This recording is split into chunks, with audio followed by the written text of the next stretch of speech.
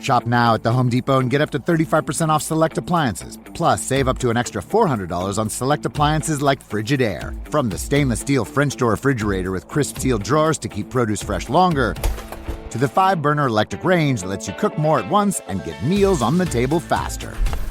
Right now, get up to 35% off select appliances like Frigidaire. The Home Depot. How doers get more done. Pricing valid January 9th through January 29th. U.S. only. See store online for details and minimum purchase required. Welcome to Mind Love, episode 112. Today's episode is all about finding your purpose to claim your power. Self-love or self-awareness or starting with yourself, what that means is understanding how your body works, understanding some of the basic things that you need, understanding some of your trauma histories and your lack of development and some of the skill sets you need to improve. That's starting with yourself. We've got to also have relationship with other people. But if you don't know how your nervous system works and what you need, you're going to be a menace to be in a relationship with. Because what most people do is they use other people or food or whatever as their emotional regulation strategy. So if the only strategy you know to feel good and to regulate your emotional states is other people, you are setting up for a really painful life. Turn up your frequency with Mind Love. Bite-sized brain hacks for seekers, dreamers, and doers. It's time to give your mind a little love with your host, Melissa Monti.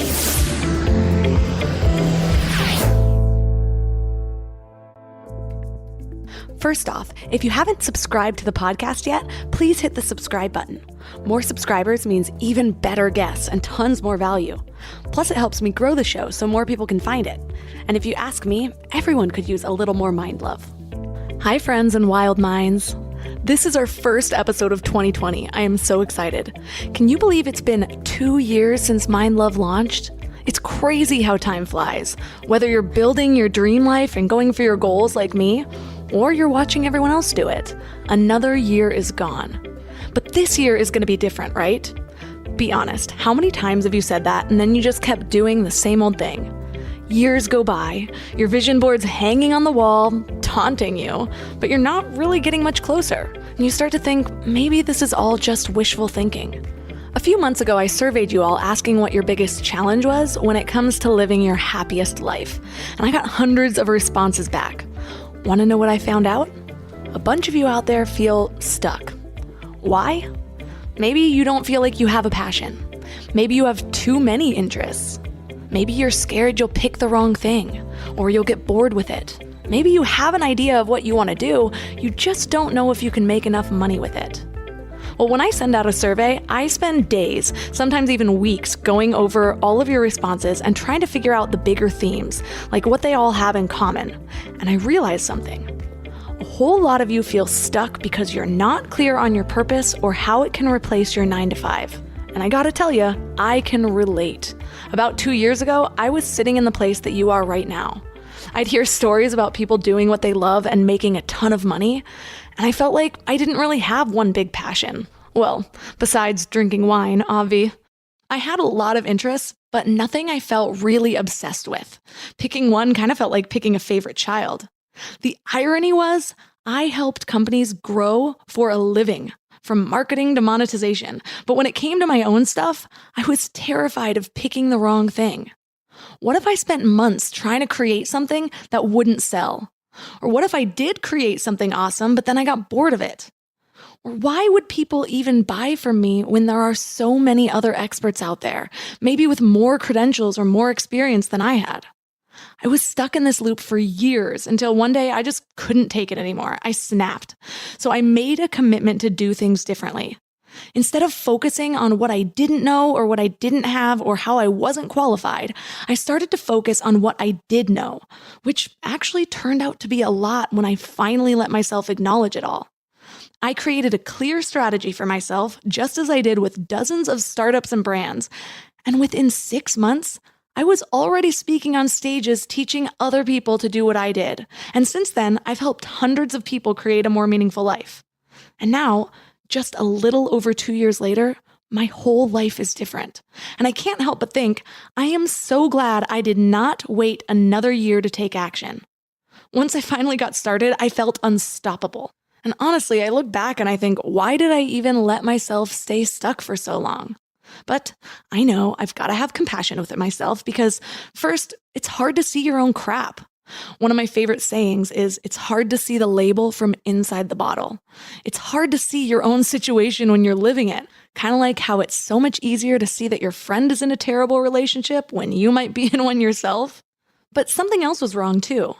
I needed to find alignment first. You know, that sweet spot where what you want to do is also what you're good at and what the world really needs? A funny thing happens when you really commit to something that feels purposeful and you actively do the work to make your dreams a reality. It's like the whole world conspires to make it happen. It has barely been 2 years, and like I said, my whole life is different. I have this amazing podcast that I'm so proud to have created, a tribe of amazing people like you. I coach people, I even speak around the country teaching other people how to do this for themselves. And you can do this too. You can figure out something that will get you excited to get out of bed in the morning. You can become financially independent. You don't have to rely on a 9-to-5 that crushes your soul each day. And it doesn't have to take you a decade to do this. I could have easily waited another few years, and right now I'd still be unfulfilled, working for someone else's dream. And regardless of what I chose, time flies, whether you are miserable or you're full of joy. So what if you had figured out your most fulfilling life path 2 years ago, and right now you were looking back on the last year, feeling so proud that you got started when you did, and being amazed at what you've accomplished? How different would that feel right now? If all this is hitting you hard and you're like, Melissa, I feel like you're speaking right to me right now, then this episode is for you. And I've got a surprise for you. To kick off 2020, I have a free gift for you. It's a free PDF ebook to help you get unstuck, find your purpose, and start creating a life that you really love. And you can get this freebie at mindlove.com/purpose. This is going to blast through your mindset blocks so that you can finally start making progress to a life that you're really proud of. And I know some of you are thinking, yeah, but what if I find my purpose, or I've already found my purpose? I don't have 10 years of digital marketing experience like you. Well, this is the really exciting part. If you are really serious about making 2020 your best year ever, I have a rare opportunity. Based on a ton of requests from you guys, I am taking applications to personally work with a handful of you to help you get clear on a purpose that is proven to be profitable. And together, we'll make a plan to achieve it. I promise to tell you more about it, but the first step is to get your free guide to finding your purpose. So to get it, go to mindlove.com/purpose. Or if you're out and about, just text the word morning to 33777. That's morning to 33777. And today is the perfect episode to go along with this topic. Our guest is Mastin Kipp. He's a speaker and #1 best-selling author of Claim Your Power.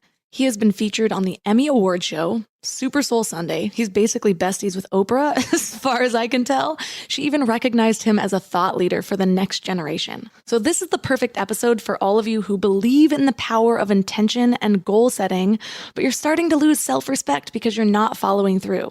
So 3 key things we will learn are the most common thing that keep people stuck from living their purpose, why it's necessary to serve ourselves first, and how to identify the limiting beliefs that are holding you back. And now let's welcome Mastin Kipp to the show. Thank you for having me. I'm so happy to be here today. Well, since your recent work is all about helping people find their purpose, I'm curious what led you to finding yours. It's something that I've always sort of had. It was more unconscious at first. What I was doing was just more kind of like gut instinct. But as I kind of evolved and grew and got into trouble with drugs or women or alcohol or food or whatever, and was trying to get better about stuff, right? I started to dabble on things. And it was actually, I think, my buddy Simon Sinek, who wrote a book, Start With Why, a bunch of other books, many, many, many, many years ago, helped me figure out my earliest and happiest memories and to go from that place. And I was like, oh, this dude is on to something, wow. And that was sort of the seed that started this whole thing. I had like an hour call with Simon where he walked me through all that stuff. That was really a big part of that for me. Throughout your book, you really combine the topics of purpose and power. So how are purpose and power related, and what really is our power? The definition of power that I like to use is your ability to essentially make your dreams or achieve your goals or make your dreams real, essentially. And so how much power you have is correlated to, if you have an idea, how fast can you bring it into manifestation? And so that's kind of how I like to think about what power is. Purpose is what fuels your ability to have power. Because when you have purpose and something that's larger than yourself, you can make things happen faster. And in the book, I define purpose as an emotional state, because the reason why we want to achieve goals is because there's an emotional payoff for that. So when we get really clear on how I want to feel, what I got to do to feel that way, and how I can impact others as well, and then what's my compelling reason why my children, parents, mission, etc., prove the naysayers wrong, all that helps us have a lot more power to get stuff done and to make things real. Does that make sense? Yeah, it does. And that was one of the things that really stood out to me about the way you were presenting finding purpose compared to a lot of other things that I've read. Oh, cool. And you really focused on the difference between the head model and the heart model. Can you explain what you meant by those things? And I'm glad you asked, because if I were to write the book again, I would definitely say it differently. Because what I would say is there's sort of the head model, or the mentalizing, which is the understanding of things. And then there's the somatic, or the embodiment. And so the heart model is about somatic embodiment, which is like, do I feel it in my body? Because if you say something like, hey, I know what to do, but I'm not doing it, what you're basically saying is, it's in my head, but I don't have my heart on board. Or it's in my mentalized part of my brain, but my nervous system and my subcortical nervous system isn't on board. And we got to get the somatics on board, the body, the nervous system, the viscera, like all the stuff below the neck. When that stuff is lined up, it's way easier to get things done. And a lot of personal development and mental health protocols focus primarily on more mentalization, cortical, brain, conceptualization concepts. And we want to focus more on embodiment. Yeah, it's like there's so many affirmations or positive thinking ideas. And I remember in the beginning of my journey trying to say these things, but I just didn't believe them. It felt in my head like everyone was faking it. It's like, how are they just overriding what they've constantly been doing? And so you have had to start at the emotional level first. So for you, how do you focus on finding those emotions that are driving your current behavior? Well, in the book, Claim Your Power, I talk a lot about how to do it. But basically, at a very high level, the functional coaching model, I create a type of coaching called functional coaching. We take a sort of holistic, integrated root cause approach to helping people achieve goals. And if you look at it, we have a behavior that we want to change. So maybe it's, drinking wine at night. And some people will just say, do the opposite of that. And we know that doesn't work so well. So then below the behavior is a story, like I deserve it. So some people will say, well, change the story, change your life, or change the thinking, change your life. It doesn't work that well long term, because I can say, well, I'm okay, I'm sober or whatever, but we tend to just keep getting stressed out, and we tend to drink or consume sugar or whatever the thing is that we tend to do that's hard to stop. So the reason why is below the story is an emotional state. And the emotional state is usually like stress, anxiety, depression, loneliness, something like that. And below the emotion is a whole body neural expectancy or belief that says something like, no one can support me, or no one is supporting me. And for each person, it might be different what that belief is, but we got that belief from something that happened in the past. So it's going to be really hard to get behavior change without addressing what's happening in your body based on the past and contextualizing it in a way that says, hey, you're doing your best job coping right now, and you're missing a skill set, which is how to feel supported. Let's help you get to that place. And so we don't negate or invalidate people's experiences. We validate them and then help them build the skill set they're missing. If that makes any sense. Yeah, it does. And it's interesting too, because I think so often, so many of us have learned to override our emotions, whether it's because parents or teachers or whatever told us to be quieter with them, or that they weren't valid. And for a long time, I felt really bad about my emotions. Like I thought my emotions were too big. And so I wasn't realizing that that emotion is actually the way my body's speaking to me and guiding me in a way. And another thing that really stood out to me about your message that I have been thinking for a long time and I've heard is that so many different self-development avenues teach people that fear is the opposite of love. But then they also tell you, if it scares you, that's your sign that you're supposed to do it. It's really funny because I just started journaling about this a couple of months ago. And then you brought up that it's one of the greatest superstitions in the new age. So How is fear in your eyes actually beneficial? So when you look at like spiritual advice, okay, you could say that it's a more transpersonal advice, meaning like it's beyond your own personality. It's like this larger perspective, right? And a lot of times, like especially you'll hear people maybe had a near-death experience and realize that everything's love and that fear isn't true or all this type of stuff. But you got to understand that when someone's having that experience of a near-death experience or out-of-body experience, or they're on psychedelics or whatever, right? Like they're not really in their day-to-day body, right? They're maybe in maybe a spiritual perspective or a soul perspective, right?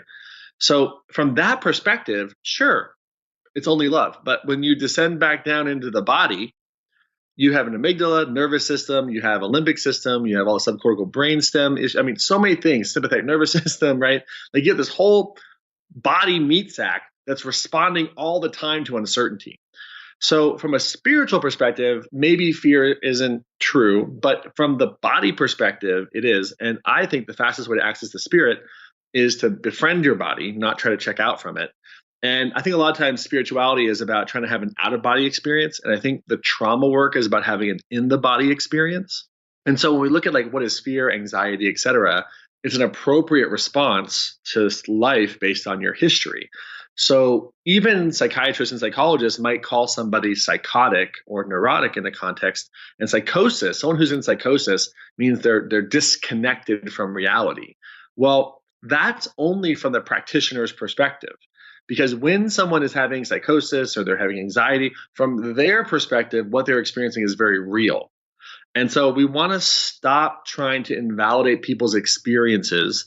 And we want to start to validate, yes, you're feeling this way. That makes a lot of sense why you're feeling that way based on what happened to you, and help them have more acknowledgement and acceptance, which ironically allows us to change it faster.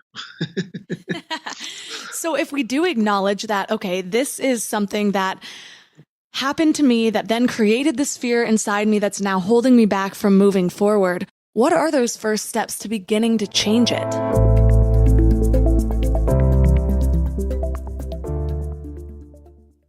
Before we go deep today, I want to give you a little gift, and I want to give it to you every single day. It's called the Morning Mind Love. I know how life can be. You're all fired up after an inspiring episode, and then a new day or a new challenge comes at you, and it's just hard to keep up that energy. Well, the Morning Mind Love is kind of like an oracle from your higher self to help you start each day with a positive focus. Plus, when you sign up, you get 2 free gifts, a 30-minute binaural meditation and 30 days of journaling prompts to help you remember who you truly are. And it's all completely free. So join over 9,000 people and go to mindlove.com to sign up, or text the word morning to 33777. You know what I love about the start of a new year? It's kind of like opening a fresh notebook. 365 blank pages just waiting to be filled with your story. But sometimes we get stuck trying to write that story alone. Maybe there's a chapter you've been wanting to revise, or maybe you're just ready for a whole new plot twist in 2025. But here's what I've learned from my own journey with therapy. It's kind of like having an editorial partner for your life story. Someone who helps you see the patterns that you might have missed, who gives you the tools to write stronger chapters ahead. And that's why I'm so excited about BetterHelp. They've made therapy accessible and easy, serving over 5 million people worldwide. With over 30,000 credentialed therapists, each with different specialties, you can find someone who really gets your unique story. But what I love is how flexible it is. Everything is online, and you can easily switch therapists anytime at no extra cost until you find the perfect fit. And it's not just for people that are dealing with major challenges. Therapy can help anyone become the best version of themselves. So write your story with BetterHelp. Visit betterhelp.com/mindlove today to get 10% off your first month. That's BetterHelp, HELP.com/mindlove.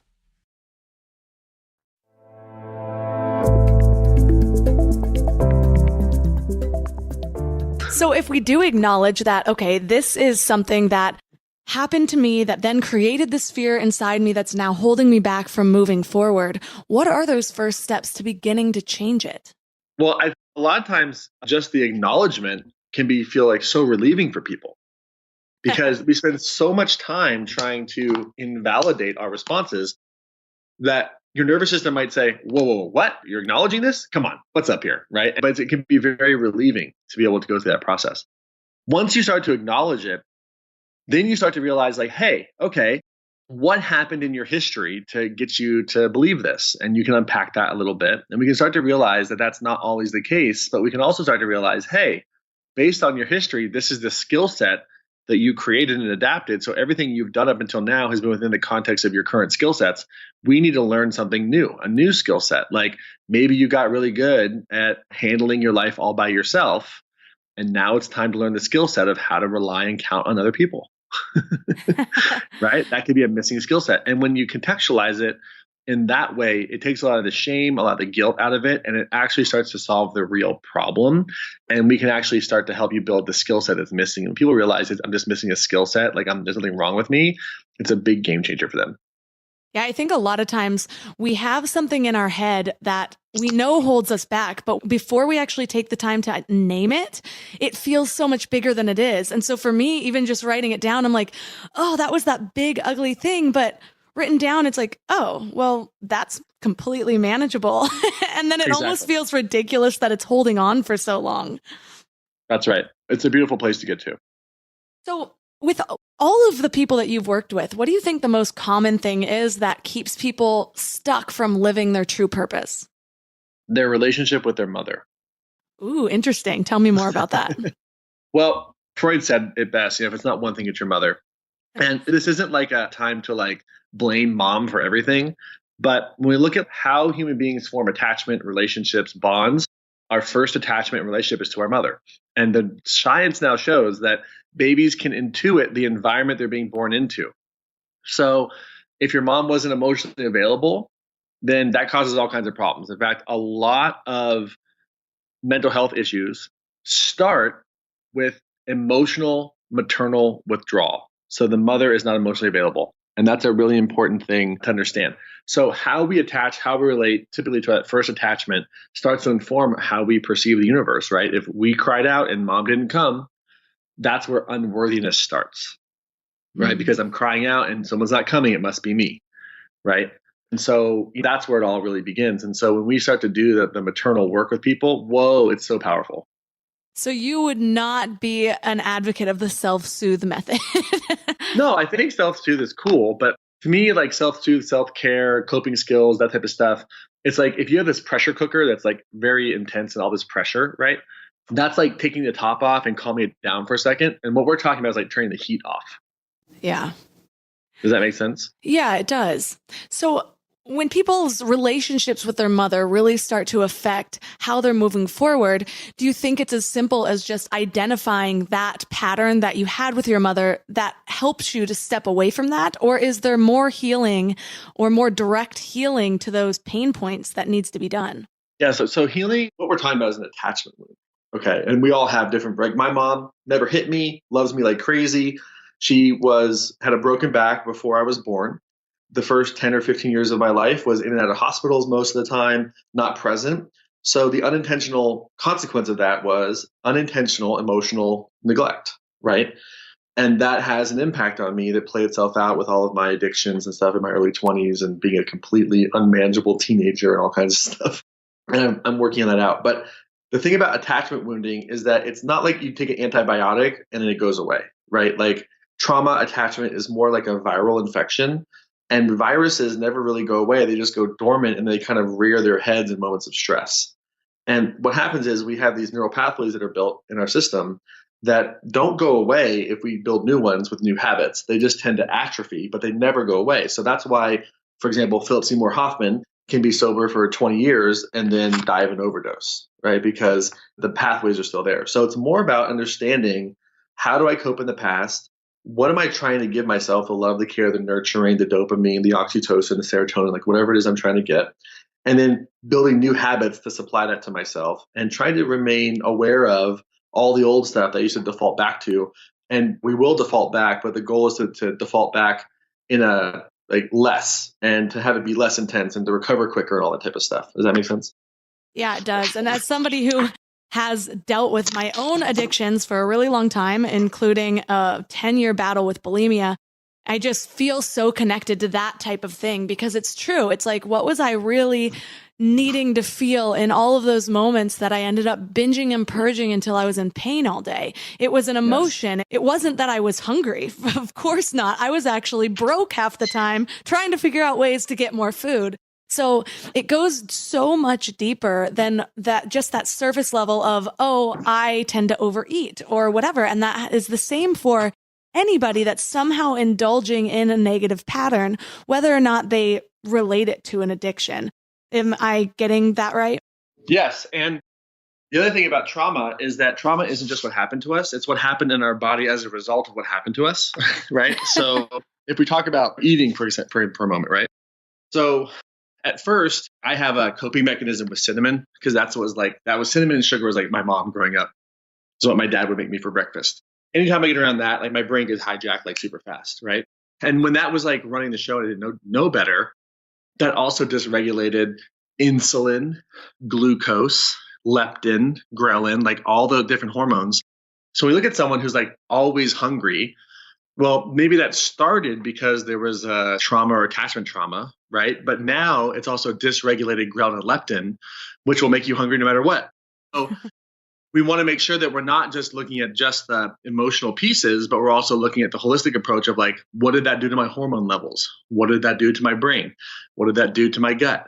And that's why we want to take a holistic approach in healing, because I used to binge and purge a lot. And you better believe my ghrelin levels and leptin levels, which determine how hungry I am, way dysregulated. So we want to try to bring all that stuff back into balance. And so we want to look at the emotional piece. We want to look at the object relation, like what happened with mom or dad or exes and all that type of stuff, trauma history, but also what's the hormonal piece and what's happening in the rest of my body. It's a holistic approach and it's a lot of work, but it works. Yeah. So as we're getting clear on all of the things that we've currently been doing, all of our past issues, I found that so many people, though, don't actually have any clarity on their purpose in order to move into a new direction. And so when you're sitting there trying to get all this clarity, then like, where does that leave you? Because you're shedding so many of your old patterns and who you were before, but you don't know who you're stepping into. So how do you start to get clarity on that purpose?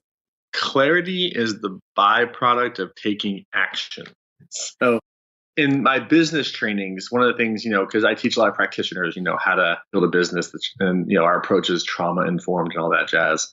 And so like in that process, they ask questions like, what should I say on social media? Or am I qualified to coach? Or who am I supposed to work with? Or what's my niche? Or all these different things, right?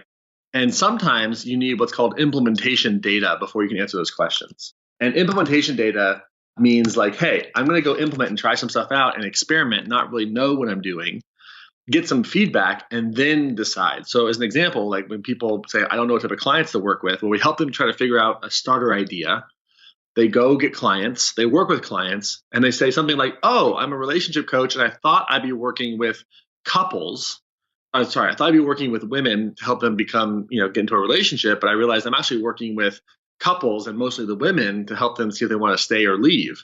So now you have more information about the type of clarity you're seeking, but you just can't sit around in your room by yourself trying to get a download of what it's all going to be ahead of time. Like you got to implement and see what happens. And that's how you get clarity.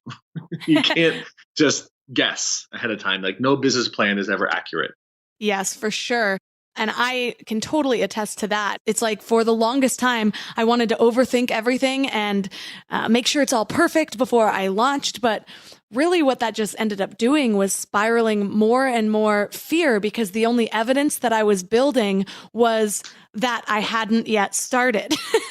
Exactly. And so it's like, oh, well, this is where I'm going to be forever because I haven't proven to myself that I can do anything different. So it ends up being this like cyclone of holding you back. Exactly. And the other thing is that the nervous system is an evidence-based system. It needs proof. So if you're not giving it proof, it's going to stay stuck too.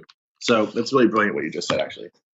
I also noticed that in a lot of your activities within your book, you make sure to lay out most of the areas of our lives, like romance and health and wellness and business and spiritual. So do you believe that it would be really difficult to thrive in one area if other areas were held back? Or why is it so important to find balance to all of the areas at the same time? So it is possible, I think, to thrive in certain areas, but the goal is emotional regulation. And when you bring emotional regulation to your life, you're going to improve every area of your life. So that's what the Claim Your Power book is really all about, is how to get emotionally regulated. Because if you improve one area, you will improve the other areas. That being said, there's no arrival point of balance where you're going to be like, hey, it's all good. Because maybe your health and wellness is crushing it, but then your finances dip. And then you focus on your finances, but then your health and wellness dips. And then the whole time you've got your health and wellness going and your finances going, but now your relationship's in a little bit of a dip, right? Like that's just kind of how it goes. The goal is to be able to manage everything better and for the highs to get higher and for the lows to get higher. But it's a very dynamic process. It's not like there's an arrival point. But if you can focus on the emotional regulation, then I think you'll get everything else to fall into place. Because if you know how to influence your body to feel how you want to feel, well, that's the master lesson of life. The exercise that I loved the most was the one where you...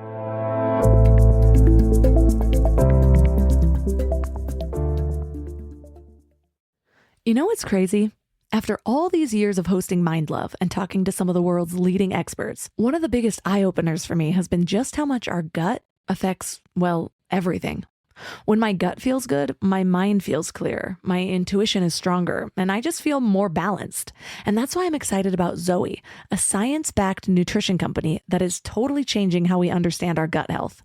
They've created the most scientifically advanced at-home gut test and built the world's largest microbiome database. So when you get your results, you're not getting generic advice. You're getting insights about your body that other companies just don't have the data to provide. There's also just so much misleading health information out there. Food companies even pay influencers to promote ultra-processed foods as healthy.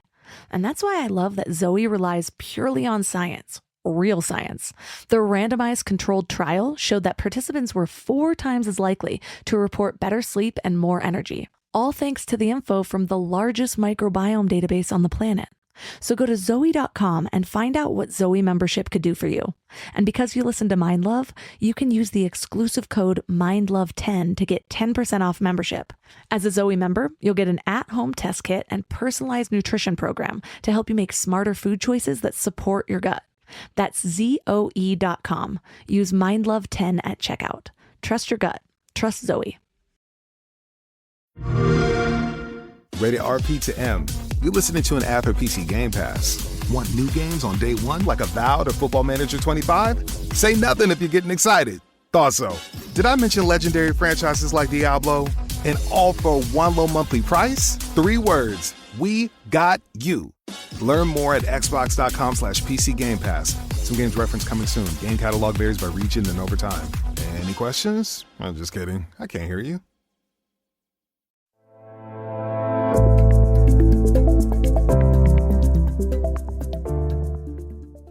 The exercise that I loved the most was the one where you got in touch with your primary emotions. And so you listed your happiest memories. The gist of it was the happiest memories throughout your life, and then what emotions came to mind. And then you had a whole process of drilling down the top 2 that you're trying to feel at any moment.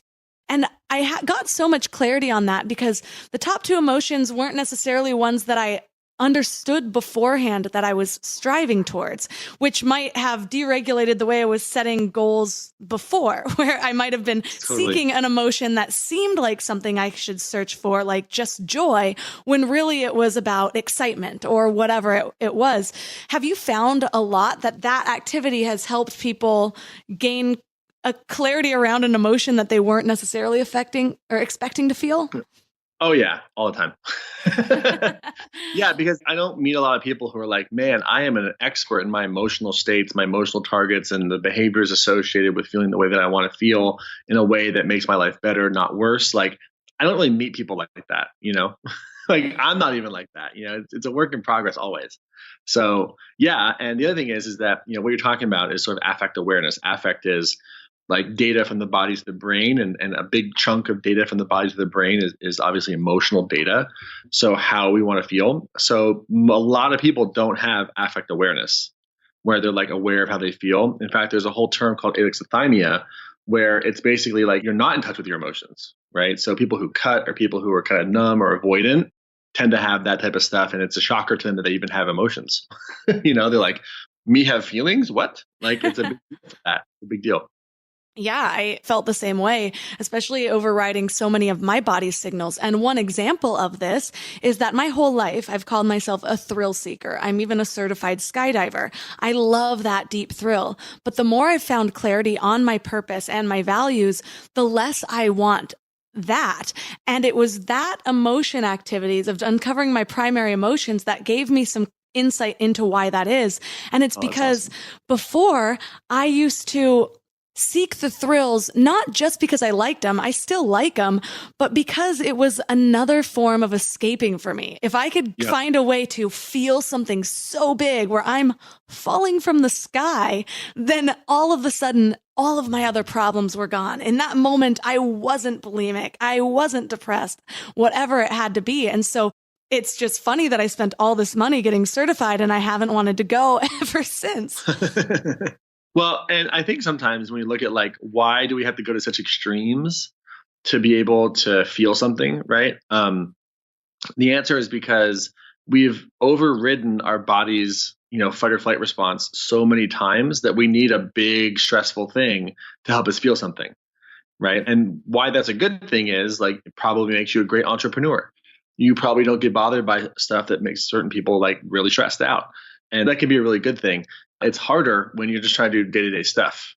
It's like, it's hard to find excitement and meaning in the day-to-day mundane things, but it's absolutely possible. But there's actually a big gift in that as well. Yeah, there is, because I can relate to that. I've never really thought of it that way. A long time I've said, I don't know if I get stressed like other people. Like I know that I'm stressed, but I don't handle it in the same ways.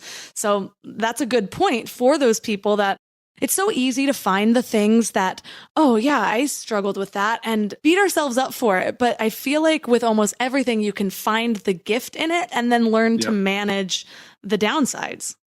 Definitely. And if you can do it with, emotional awareness, intelligence, and fitness, you'll be successful a lot faster and bounce back quicker too.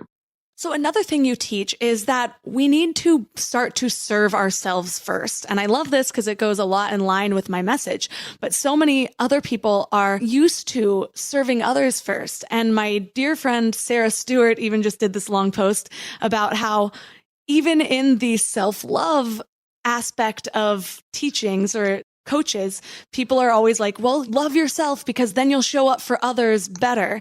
And we're so used to still putting others as the focus, even when we're trying to teach people to turn inward, that it's kind of like we never really get in touch with how important it is to serve ourselves first. So why to you is it so important to start with ourselves? Well, first of all, I'm not against relationships. Like I'm all for it. And the other thing is that to have like mental health, like we have to co-regulate, right? We need each other. And there's no such thing as a happy person who's isolated by themselves long term. It doesn't really work that well. And the other thing is that self-love can also be used as a way to avoid relationship too, right? So we have to start to define what self-love is. So self-love or self-awareness or starting with yourself, what that means is understanding how your body works, understanding some of the basic things that you need, understanding some of your trauma histories and your lack of development and some of the skill sets you need to improve. That's starting with yourself. But we've got to also have relationship with other people. They just have to be higher quality people typically.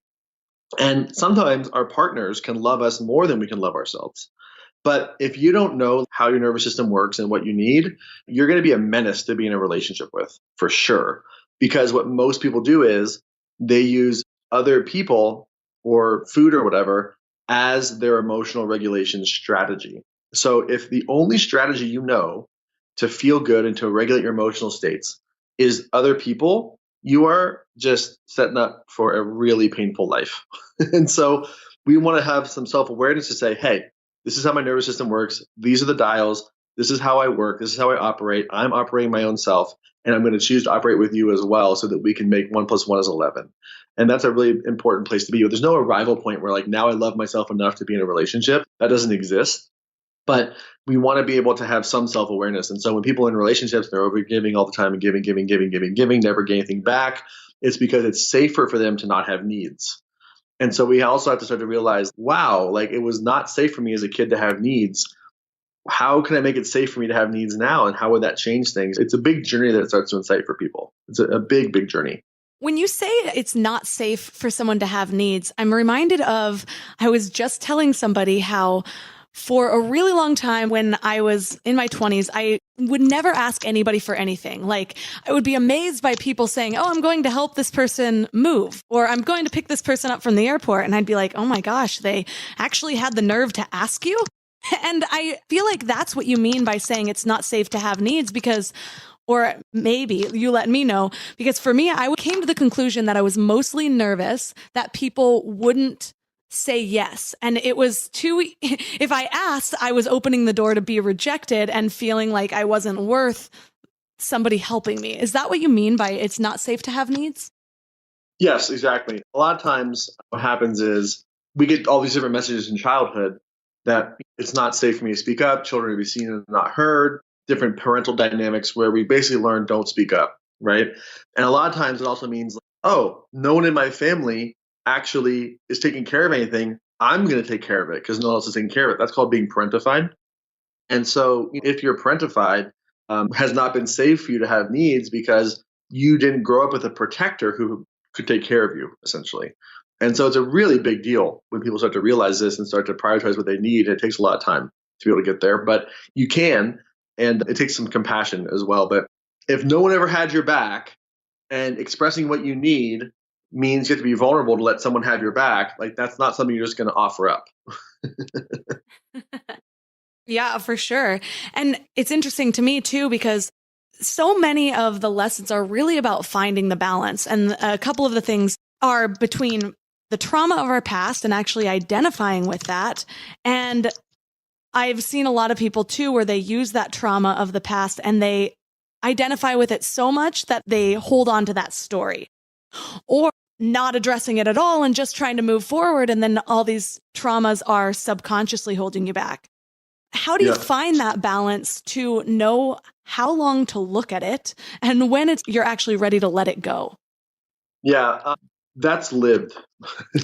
It's not something that you can do ahead of time. Like a lot of trauma work, you were traumatized mostly through relationships, right? And so like it's relationships that are going to help heal us. And there's no plan ahead of time for that. It's got to be guided usually with a mentor or a really smart therapist or something like that. But these types of things are lived because we can't plan ahead, if that makes any sense on these things. We have to live it and kind of go with the flow and navigate these things as they come up. That's why it's an adventure, right? It's something that you can't predetermine, unfortunately. Well, the other thing I realized that people kind of have trouble balancing is the stuff with the ego. We're taught all the time to drop the ego, or the ego gets in the way. But then we're also taught to focus on ourselves first and get really in touch with our needs and to talk ourselves up and to know our worth. So where is that balance for you? I think it's also lived. Like, I think that, especially in relationships, whatever I didn't get as a kid and was missing, and whatever my partner didn't get as a kid and is missing, is implicit in our nervous system. So what that means is it's not expressed and I'm not aware of it. And a lot of times it can only come up. A lot of people don't know what they need until they're complaining or arguing about not having it. So you might ask somebody, what do you need in a relationship? They go, I have no idea. Half an hour later, they're yelling at their partner, you're never present. It's like, oh, I need presence, right? Like, well, what does that mean? Let's break that down. So if we can get into relationships where we're able to more consciously navigate fights and disagreements and have them be avenues for learning about ourselves, that's how we learn. That's how we learn. And we can figure some of it out with a coach or therapist ahead of time. But again, it's lived in relationship over time. So what I liked about that example you just used is that you identified a situation where one person kind of blew up, and it might be a moment in their life that they were looking back on and they're like, oh, why did I have to handle it that way? But instead of beating yourself up, you used it, at least in the example, as a moment of, oh, well, that's what I really need. So I know how many of us tend to beat ourselves up immediately after we act out of character, who we want to be.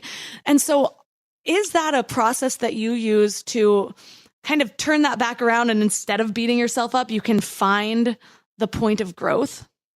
So smart couples or smart people who are in a relationship with other smart people and have help and support, use their dysregulated moments, their fights and stuff like that as learning opportunities. Now, not necessarily in the moment, because if you look at the latest neuroscience, polyvagal theory, we now know that anybody who wishes that they will never get triggered just are not going to win. Okay. Because we get triggered before we know we're triggered. We're not aware of it. And so it's more about when you notice that you're triggered, how fast do you catch yourself? How familiar is that? And what can you do about it to be able to calm that part of yourself? That's a process, right? And you get to a point where you try some stuff out, it doesn't work, or maybe you try it out, it works a little bit, but then one partner kind of gets off the rails or whatever, and you just kind of work through the process. So if you have a committed partner and you're not getting abuse or whatever, you got to stay together through the tension of figuring this stuff out. And that's what's true, is that if you look at couples who are around for decades, 90 years, how do you stay together for 90 years? And the answer is we don't leave, right? Now, if it's abuse or whatever, yes, but there will be tension in relationships, and you have to learn how to navigate that so that you can figure out how to be different together. Yes, figure out how to be different together. I was just thinking back to, when you're young and you just hear stuff like, people never change, or once a cheater, always the cheater, or the opposite, he changed or she changed. People change if they want to change. People change if they're motivated to change. And if they are, that can happen pretty quickly. If I really believed that people couldn't change, then I would have had no hope for my future at a lot of different points in my life. And so to be on a journey with somebody else who isn't expecting you to stay the same, or who isn't trying to change you to fit their desires or to fit what they want in a person, is so, so important. It's almost like finding purpose together and finding purpose separately. But I want to kind of clear the air of what purpose really is, because I feel like so many people have so much confusion about it. So how would you define purpose, and what do you think people get wrong about it? The idea of purpose, especially in the Claim Your Power book, is it's an emotional state. So we want to figure out how you want to feel. And then we want to start to set goals that will help you feel that way. Eat food that will help you feel that way, right? Like that's what we want to start to do. Again, it's a process. It's not something that you're going to have figured out. And the other thing is, purpose is something that you never quite know, because it's something that's, again, lived and discovered. And then once you think you found it, you're evolving and changing. But if you can keep the mindset that your target is an emotional target that you're trying to hit, whether or not it's a business or a person or a child or a relationship, whatever, if you know it's an emotional state, then you do know your purpose is. You absolutely do. You may not know how to express it, right? But you can know what your purpose is for sure. So basically, because you're not chasing this big lofty goal of, I want to be president of the United States, or I want to have this large 7-figure company, and instead you're focusing on the feeling is something that you can obtain right now. And as you step into that feeling, you're more likely to unlock more things that lead to that feeling. So you're basically following your own emotional breadcrumbs. Is that right? That's right. And somatic wisdom, right? Your body wisdom, you're following that. And it's a really beautiful thing to be able to do. So not knowing what your purpose is, I think what you're really trying to say is, maybe I don't know what next business to start, or I don't know, what my career is going to be, which is answerable if you start to realize, well, how do I want to feel? Right? And that's starting with yourself, right? Because some people are going to say, well, I'm going to do what my parents said, or I'm going to do what somebody else said, or I'm going to go query a bunch of people and ask them what they all think. Right. And what I really want to do is figure out, well, what do I want? And that's a process. That's so interesting, because I remember sitting on the floor in a house in Big Bear trying to figure out what I wanted to do with my life, and Start With Why was one of those books that really started to help me. Yeah, Simon's a genius. Another thing I feel is important to touch on, especially because I know that so many women suffer from this, but everybody really does. And it's what you call permission syndrome. It's that the belief that we need someone else's permission to be big or to take the next step. Where do you think that comes from, and why is it so common in all of us? Well, I think it's just how we're raised. I think it's the environment. I think we live in a patriarchal society that raises people to seek permission from powerful men. I think that's a big deal. And it could be from mom too, but God, kids still have to ask permission to go to the bathroom. That's ridiculous. So I think that there's a lot of that in it. And I also think that we, as mammals, we link up permission with staying in the tribe and not being exercised from the tribe and being all alone. Because when we're isolated and all alone, we're prey and we're in the natural world, right? We're stronger together.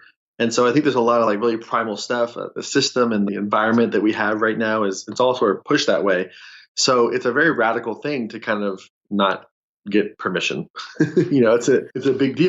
I don't think it means that you just kind of look at the people that your family or whatever, and yeah, fuck you guys. I think there can be a really generative way to do it, where you're able to have a little bit more maturity and care and love and respect in that process.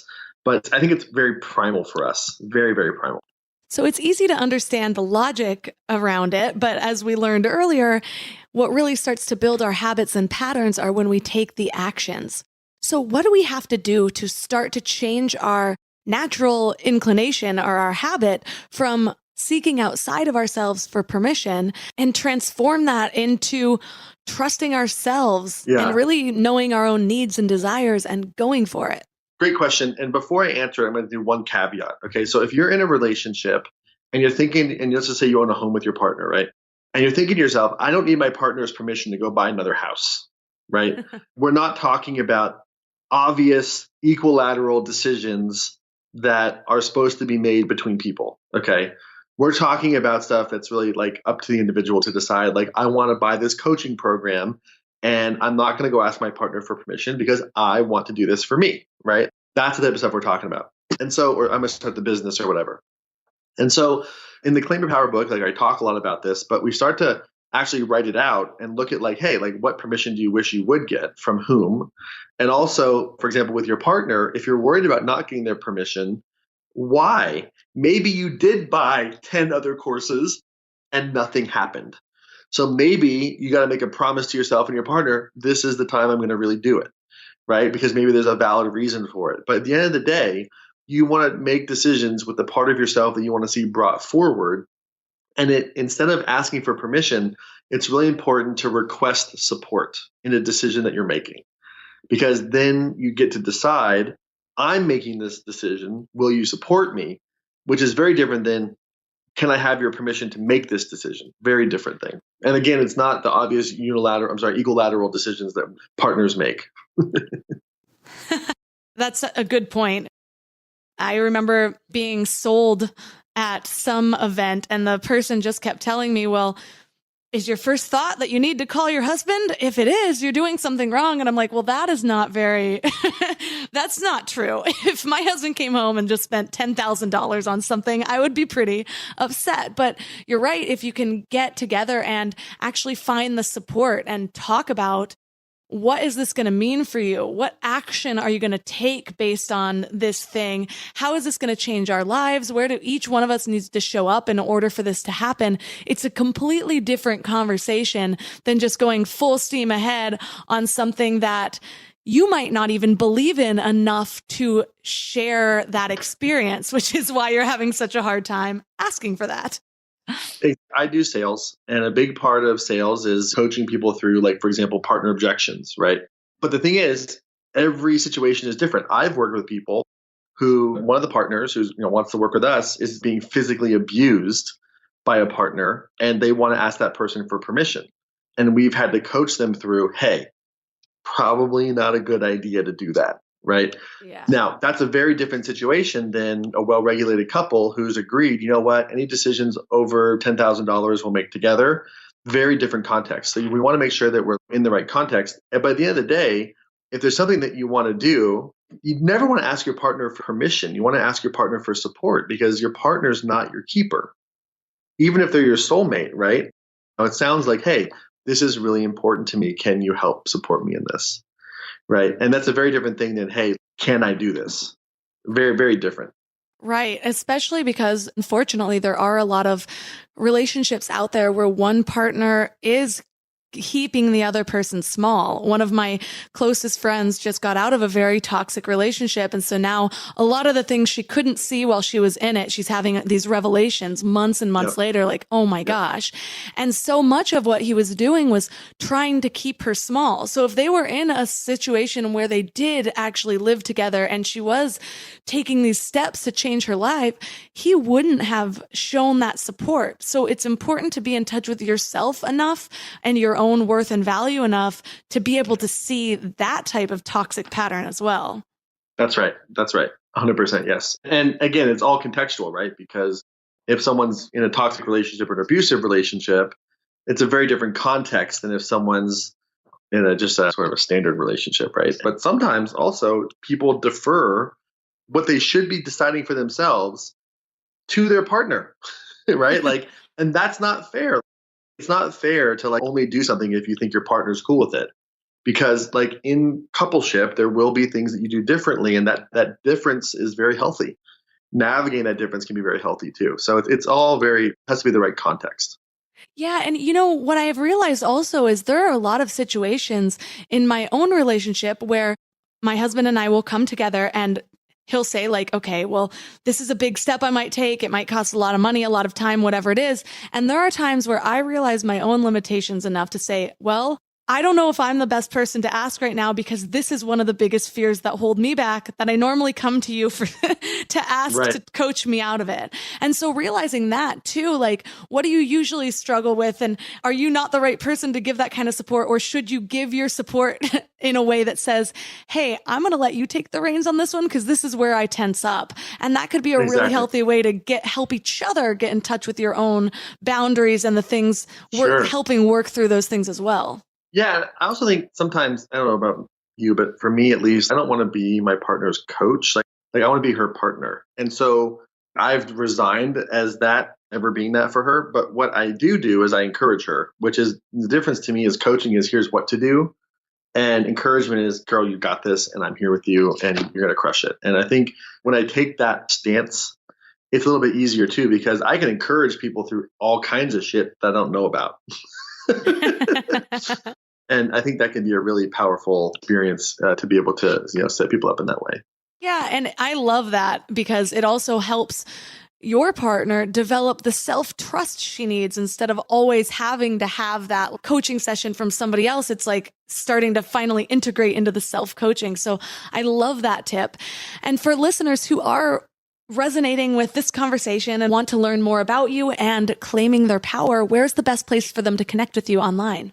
Oh, yeah. So, if you go to claimyourpowerbook.com, you can grab the book, but there's also a completely free 40-day coaching journey along with it. And I decided to do that because if you look at the data on people who complete books, it's pretty low. But a lot of people are completing the book because I do little videos over 40 days that you can consume stuff and get the most important stuff. And it helps you complete it, which is, super helpful. And that's over at claimyourpowerbook.com. And then just at Mastin Kipp on all the stuff. So Facebook, Instagram, LinkedIn, mastinkipp.com, TikTok, all that stuff is where I am. All the links from this episode will be at mindlove.com/112. And for those of you that are struggling to find your purpose or make money from it, and you want 2020 to be the year that everything finally changes for you, don't forget to download your free gift, the 5 Secrets to Getting Unstuck, Finding Your Purpose, and Creating a Life You Really Love.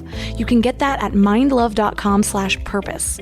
And for those of you that are really serious about making this your best year ever, you can follow the steps after the download to apply to personally work with me. We're going to get clear on a purpose that's proven to be profitable, and together we're going to make a plan to achieve it. I can't wait to hear from you, and I hope your 2020 is going so amazing so far. A few other reminders: you can also get daily inspirational emails right to your inbox so that you wake up on the right side of the bed every single day. Just sign up at mindlove.com or text morning to 444-999. And for more inspiration throughout the week, follow me on Instagram at mindlovemelissa. I'd love to hear from you. If you want to know more about the program, you can reach out to me there. And I love answering your questions and getting to know all of you deeper, because that's how I make Mind Love awesome, is by talking to all of you. So don't hesitate to reach out. So here's to making 2020 your best year ever. Thanks for giving your mind a little love today, and I'll see you next week. Thanks for tuning into Your Higher Frequency with Mind Love. Head to mindlove.com for a free gift to keep your vibes up until next week.